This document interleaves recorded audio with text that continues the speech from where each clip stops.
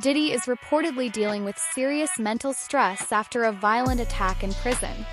Some people think he may have been targeted on purpose because he knows sensitive secrets about powerful people.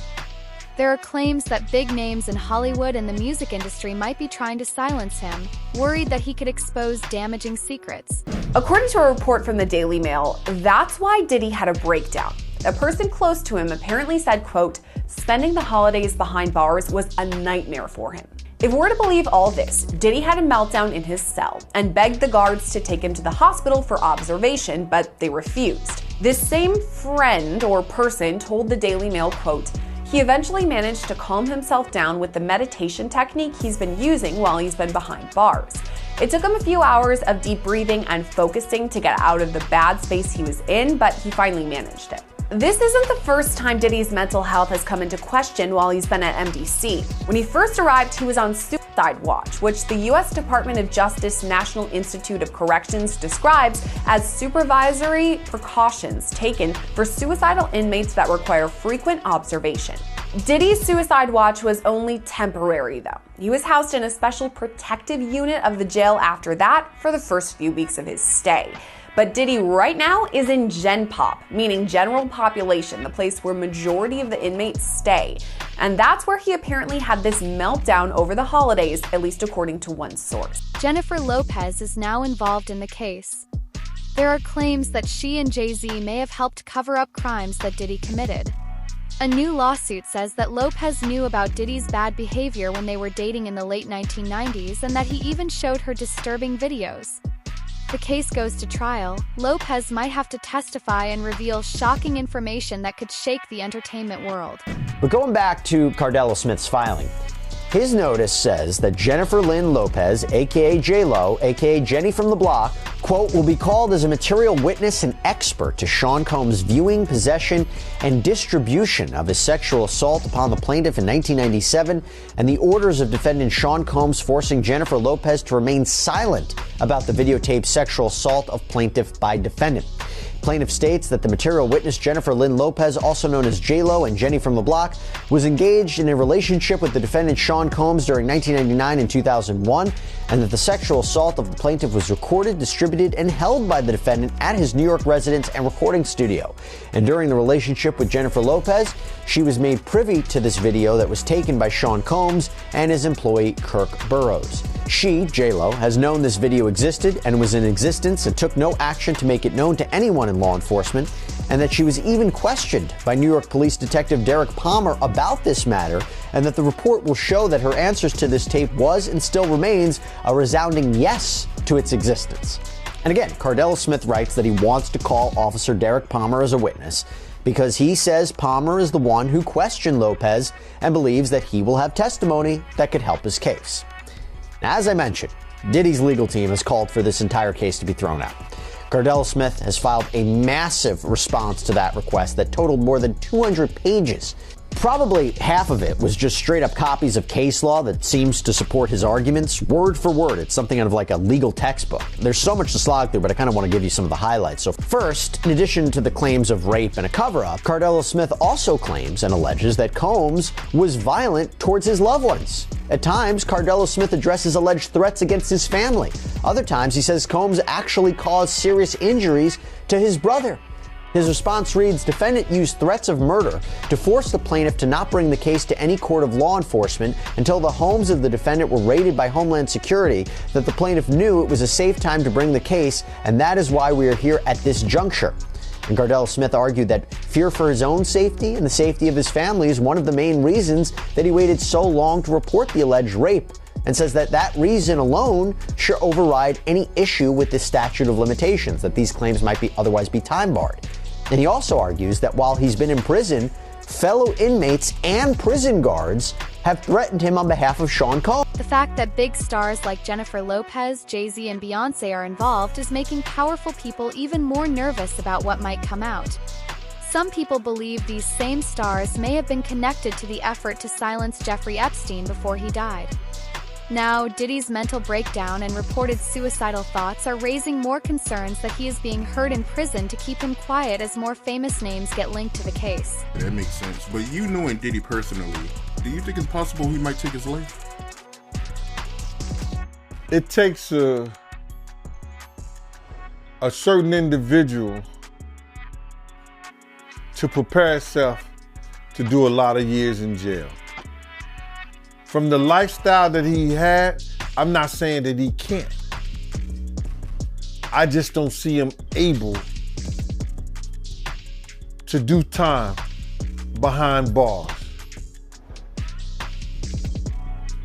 Maybe if he'd be in a camp type situation, that's a possibility.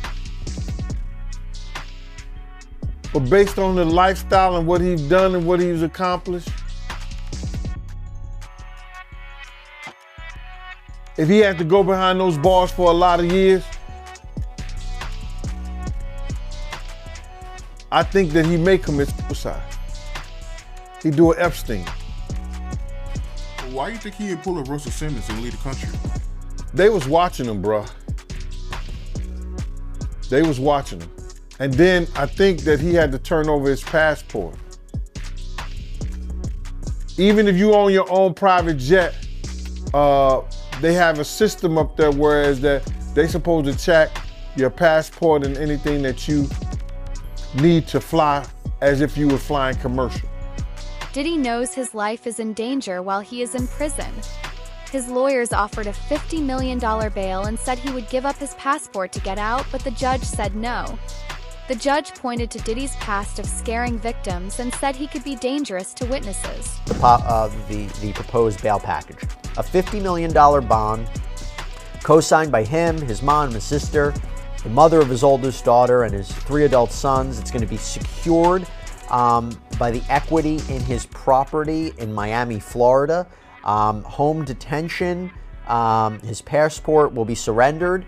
The government said that's insufficient. They said, look at the charges, look at the weight of the evidence that I just mentioned. They said they have allegations that he and his associates were trying to tamper with witness testimony last year so that they wouldn't cooperate with the government. What do you take away about who has the stronger argument in terms of bail? Well, I think his counsel has done the best they possibly can. I think bringing him there voluntarily is very smart, starts them out on the right foot. But I think the last thing that you just mentioned, the interfering with witnesses. That's the allegation, yeah. Yeah, if that's true, or I should say, if there's real indicia that happened, I think that might tip the scales in favor of not letting him out pending trial, because I think, and you know this, I think judges take an extraordinarily dim view of that. And that might be the factor that tips the scale against him. But I think as far as a tactic, I think it was very smart to do what they did and to say, look, you know, he's here. You didn't have to track him down. He's got a real defense here. He's doing everything right, at least right now. I'm not sure it's going to be enough at the end of the day. At a press conference, Diddy's lawyer Mark Anipo said they plan to ask again for bail. He said that being under house arrest would be safer for Diddy because of the serious charges and the threats against him. Right now, Diddy is in solitary confinement, kept away from the other prisoners for his safety. We made a bail appeal to Judge Carter. It did not go our way. The fight continues. We're not giving up by a long shot. I told Mr. Combs I'm going to try and get his case to trial as quickly as possible. I'm going to try and minimize the amount of time he spends in very, very difficult and I believe inhumane housing conditions in the special housing unit of the Metropolitan Detention Facility. And I'm going to do everything that I can to move his case as quickly as possible.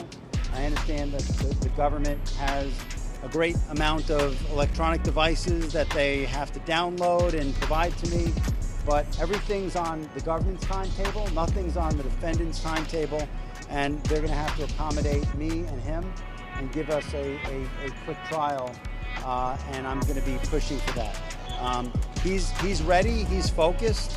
He has been ready to defend this case since he first found out about this case. Nothing has changed from his perspective.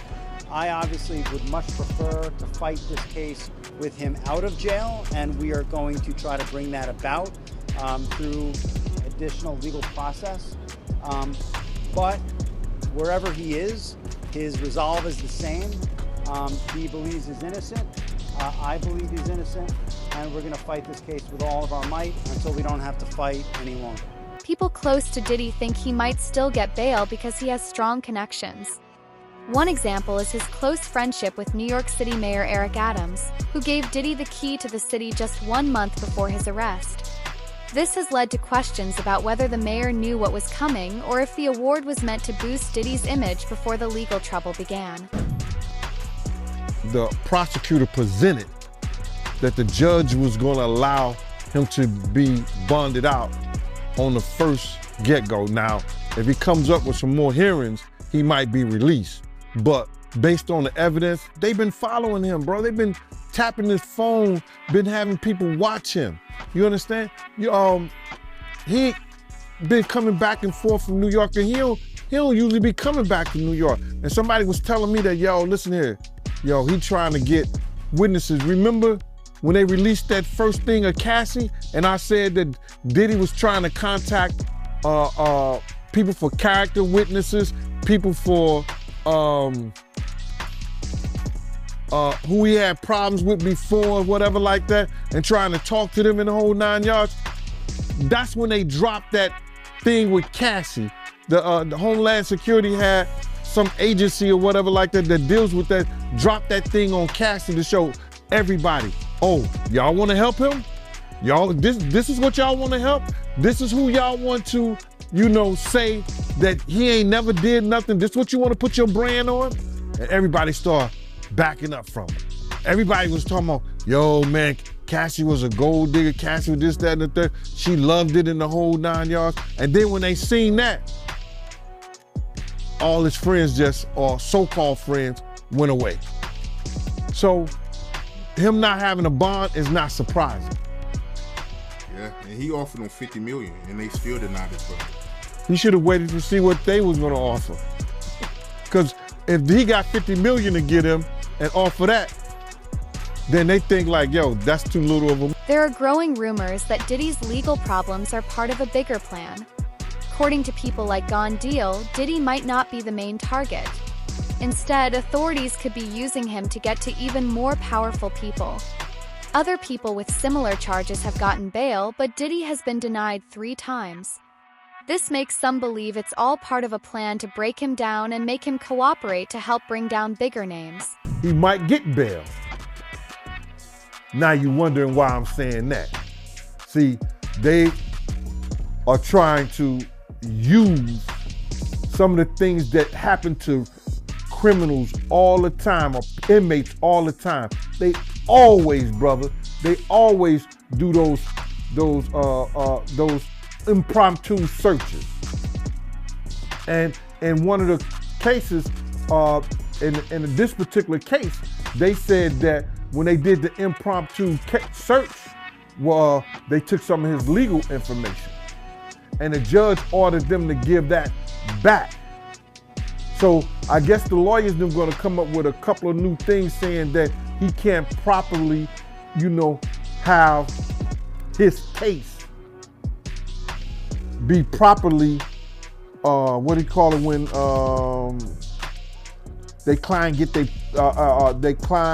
client and lawyer privileges. It can't be properly, he can't properly do his case with, you understand, with them constantly going in the jail cells, searching him, taking his legal briefs, taking his information, and then probably using it against him. But I don't believe none of that to be true. I believe that they went in there just like they do all the other inmates based on the information they had. You gotta realize this, bro. They found out that Diddy was using other inmates' phone cards. Now that probably happens all the time. You understand? And he gotta be probably the smartest, dumbest person that I know, because he gotta know that those phone calls are being taped. So whatever his lawyers and them come up with, the prosecution's gonna come up with something else. So the judge is gonna wanna know, well, what did they do, you know, when they found out he was in violations of some of this stuff that he was doing? Did they charge him with something new? Did they take some of his privileges away. What has happened in the interim of him doing this stuff that they alleged that he done. So it's gonna be a whole forestry of next week, because what they did was they held off whatever the procedures was gonna go down today. The judge said he gonna revisit this next week. So I guess, I don't know if it's Monday, Tuesday, Wednesday, we'll find out what's going on, but it's gonna be something that I think it may shock the world. On the PBD podcast, Fox News host Jesse Waters said some insiders think Diddy is being used as a scapegoat in a larger plan. Because of his ties to some of the most powerful people in the country, there are more and more suspicions that Diddy is being pressured to expose people working behind the scenes. As Diddy fights his legal battle, questions about his real role in this big case continue to grow. They'd bring in these people. A lot of these people were also aspiring young artists in the music industry. And then these parties were sponsored by Motown Records CEO, Universal Records CEO. This goes all the way to the top. And so you get these people in compromising situations. The drinks were laced, the videotapes were hot. And then at the end of the day, you wake up the next morning, what did I do?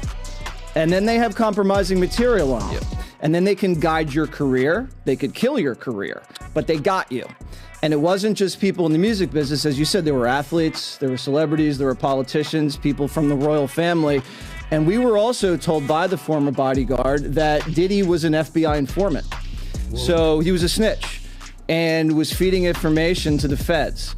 And we don't know what that means. We haven't been able to confirm it, but even Little Rod said it's not just like Epstein. It could be worse than Jeffrey. Diddy is now being watched constantly after serious threats to his life. A few months ago, he was reportedly paying other inmates to do things for him. But after a recent attack, he was left shaken and in tears. This sudden change has people asking serious questions. Why is Diddy being targeted, and who is controlling everything from behind the scenes? So breaking news right now, Larry, I am just getting word. People magazine says it's got a source on the inside that tells them that P. Diddy's on suicide watch tonight. Do your sources confer the same information? Are they saying it was possible? Hey, real quickly, all that commissary stuff, he's not getting any of that because people in the SHU have an abbreviated list. So he's out of luck. No stake for him. Yeah, he is on suicide watch. This guy thought he would have went home. All of a sudden, he didn't get bond. Remember, the first night that he was there, he was like an overnight guest. When they told his bond hearing, now they checked him into the system, and reality has hit him. And I understand that he has a shrink coming by his cell to see him several times a day. And now there's talk about putting him in, it's like a bubble. It's like a cell that has like a plexiglass wall in it where they have inmates watching you. That's actually their job, to keep an eye on the inmates that are on suicide watch. Another error that I guess some warden told you this. There are sentenced inmates there. They're called cadre inmates. They don't have to be white collar inmates, but they're doing maintenance on the building. And the problem, why there's a lot of violence there, they have housing units. And they're mixing bank robbers, drug dealers, rapists with white collar people. And this is why Diddy, he can't go into a regular housing unit because somebody will take him out for sure. Somebody's gonna get a lot of street credibility out of this. People that are doing substantial time that know they're never getting out. They'll just kill a guy, no questions asked. You think that they'd suck up to him because he's got a lot of money, and if he ever does get the commissary options, he would be able to help them. Some people do because I gotta wrap it real quick. Okay, some people do think that Diddy can help them, but this guy's going to be locked up forever. His case will probably take at least 3 years to litigate. He'll stay at MDC. There's rumors that he wants to go to Essex County Jail in New Jersey because he doesn't like MDC. He's a Marshals inmate. There's no way they're going to transfer him back and forth, I don't know, several times a week, 6 Marshals to do it. Jersey. He's out of luck. Police say they have strong evidence against Diddy. During a raid at his home, investigators reportedly found videos showing crimes. several victims have come forward. Ariel Mitchell, a lawyer for some of them, said someone offered to sell her one of the videos. It allegedly shows disturbing scenes with famous people and drugged minors at parties organized by Diddy. Is your client fearful if Diddy does get out? As you know, I represent other clients, actual victims who have sued Mr. Combs, Diddy, in civil court, and all of them are very apprehensive about their safety if he were to be granted bond. I am confident in the court. I am sure that the court will remain with their previous decision of no bond. I feel like the judge only gave this let me think about it just to not make it as obvious. But I have all the confidence in the world and the federal court in the state of New York that they will remain keeping Diddy under no bond and that all of the victims in this case will be able to proceed sooner rather than later. Yeah, and you mentioned, I mean, you don't just represent this man, you represent other alleged victims too, and people involved. Have there been any threats made against any of your clients? There have been threats from people on the internet, but not from, at least what we don't know, from Diddy to be directly. So my clients have, Mr. Burgess has received several death threats. My client, Mrs. Parham, has been receiving threats, but we don't know if they're just regular people from the internet or if they're actually people who were sent by Diddy. Do you have any idea where the threats are coming from? I mean, have you done any investigation? Well, most of the investigation leads us to a lot of burner accounts on Instagram, and we're trying to now sift through possibly working with law enforcement to try to get subpoenas to determine the IP addresses of where those threats were emanating. So, okay, interesting. We know that the cease and desist letter has now come. Has there been any other pressure of any kind that you or your clients have felt to stop talking? In general, I feel that the gag order, when we talk about that, Mark Agnifilio wrote about me specifically, and also all the other plaintiffs in the civil lawsuits to try to have all of us gagged. There's pressure every day that us continuing to talk about this is putting not only our lives in jeopardy, but could be potentially used against us in a gag order. One of the people accusing Diddy is Thea Graves. She filed a federal lawsuit on September 24, 2024, against Diddy and his former bodyguard Joseph Sherman. She says both of them drugged and assaulted her at the Bad Boy Records studio in New York City in 2001. 2 more victims have also come forward, sharing their painful stories and making the case against Diddy even stronger. The latest woman to speak out against music mogul Sean Diddy Combs is from Harris County. Yeah, our Rekha Mudaraj is here with more on the lawsuit that was filed yesterday. Rekha?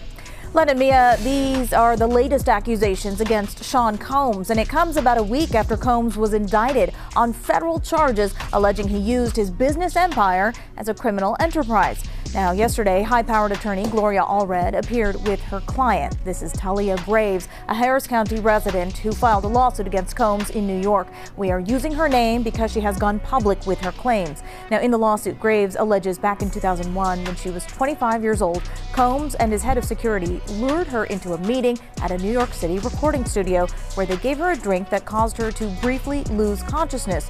When she woke up, Graves says she was bound and restrained and was violently raped by Combs.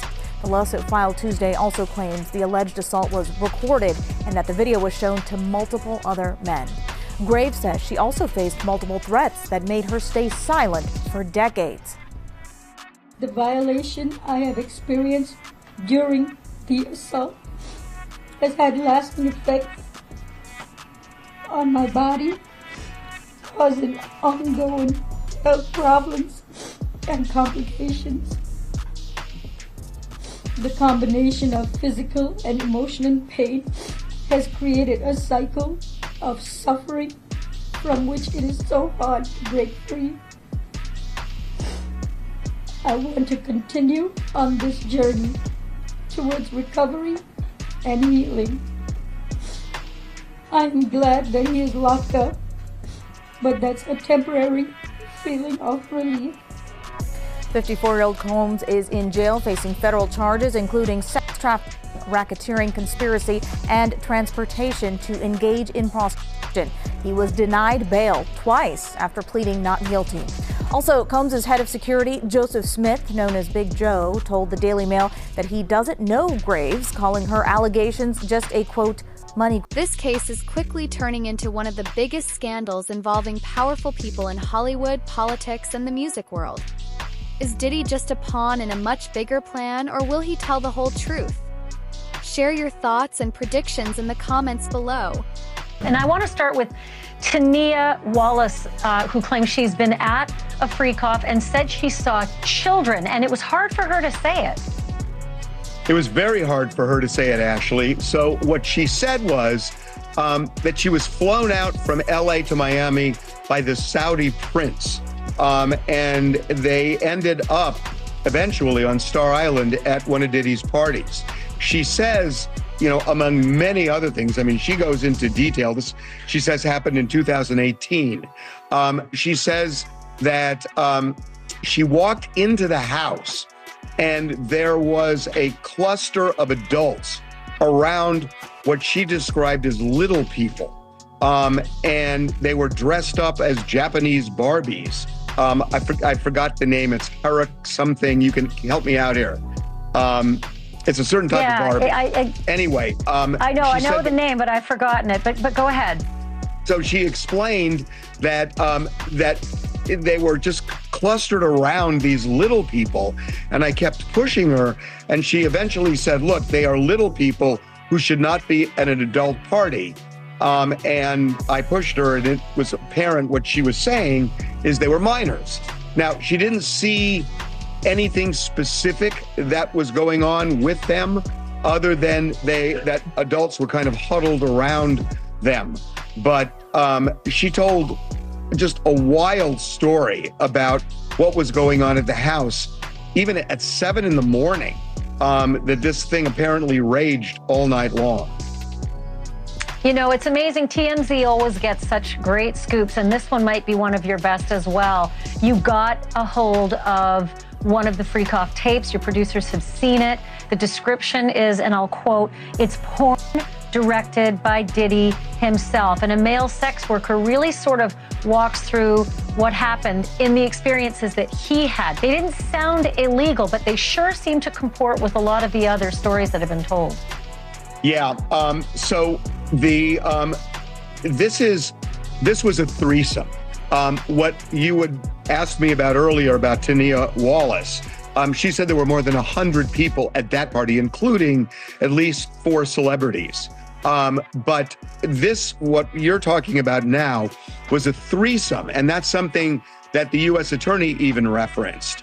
And his lawyer in an earlier documentary we did, he was describing threesomes. He says it was all consensual. So yes, what we're told is that this male sex worker was flown out to various locations over a couple of years, Miami, New York, Los Angeles, and one other. And they would meet in hotel rooms, and Diddy would often watch as he would have sex with this woman who was associated with Diddy. So that seems to be what the feds are looking at right now in terms of alleged sex trafficking, if they are transporting somebody and perhaps paying them to cross state lines. That could end up being part of sex trafficking. We know that this guy got a subpoena, and he ended up not testifying before the grand jury, but talking to prosecutors, and we're told that he left that tape with them.